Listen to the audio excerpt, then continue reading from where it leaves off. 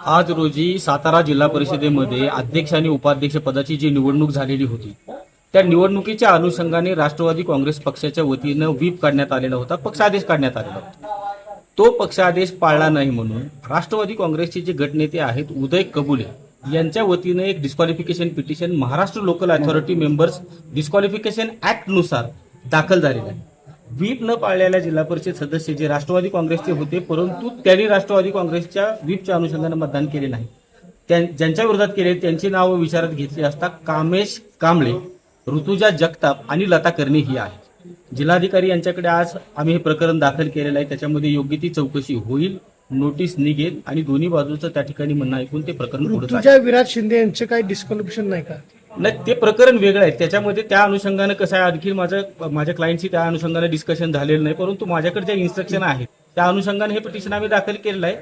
त्या अनुषंगाने काय करायचं त्याची आम्ही चर्चा करतोय. विशेष समितीच्या सभापतीची जी निवडणूक झाली तर त्याच्या अनुषंगाने पुढे आम्ही क्लायंटशी चर्चा करून निर्णय. यात सुनावणी होणार का पुढे विभागीय आयुक्तांकडे जाणार? कायद्यानुसार ह्याच्यामध्ये एक सुनावणीची निश्चित अशी पद्धत घालून दिलेली आहे की जिल्हाधिकारी कार्यालयाकडे हे प्रकरण दाखल केल्यानंतर जिल्हाधिकारी कार्यालयानं त्याच्यामध्ये प्रोसिजर कशा पद्धतीनं करावी, कशा पद्धतीनं पुढे जावं, त्याच्यामध्ये रूलमध्ये स्टेप बाय स्टेप घालून दिलेलं आहे. वेळेची मर्यादा त्या ठिकाणी जास्तीत जास्त त्यामध्ये 6 महिन्याच्या आत हे प्रकरण त्यांना त्या डिस्पोज करायचे, त्या ठिकाणी वेळेची मर्यादा देखील कायद्यामध्ये घालून दिलेली आहे. त्याच्यामुळे त्याच्या आतमध्ये जिल्हाधिकाऱ्यावर आमचा विश्वास आहे, न्याय प्रणालीवरती. त्या ठिकाणी आम्ही आमची बाजू मांडू आणि योग्य तो निर्णय त्याच्यामध्ये होईल अशी आमची अपेक्षा. निर्णय लागेल 6 महिन्यात?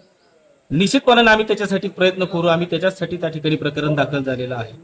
बघूयात काय होते. न्यायप्रविष्ट प्रकरण आम्ही दाखल केलं. जिल्हाधिकाऱ्याची बदली झाली तर नवीन जिल्हाधिकारी पुढे 6 महिन्याची मुदत येणार का? तो नवीन जिल्हाधिकारी नाही, तसं होत नाही. एकदा प्रकरण दाखल झालं की तिथून पुढची जी मुदत आहे ती काउंट केली जाते. जिल्हाधिकारी साहेबांची बदली झाली किंवा प्रिसाइडिंग ऑफिसरची त्या ठिकाणी बदली झाली, त्याचा फारसा परिणाम त्याच्यावरती होत नाही. मुदत ही कायद्यानं घालून दिलेली आहे, त्याच्यानुसार त्या ठिकाणी ते प्रकरण चालेल. काल अध्यक्षांच्या कास्ट प्रमाणपत्र समितीकडे जे प्रलंबित आहे त्या अनुषंगानं मगर आणि साळुंके यांनी दाखल केलेलं होतं.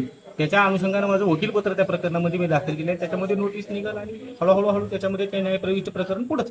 तो जो जात वैध प्रमाणपत्र आहे त्यांचं त्याचा बी कालावधी 6 महिने आहे का? त्याच्यामध्ये तसाच कालावधी दिलेला आहे. जात प्रमाणपत्र पडताळणी समितीनं त्याच्या आतच त्या ठिकाणी निर्णय घेणं त्यांच्यावरती बनतं. त्या प्रकरणाला अपील करता येते का?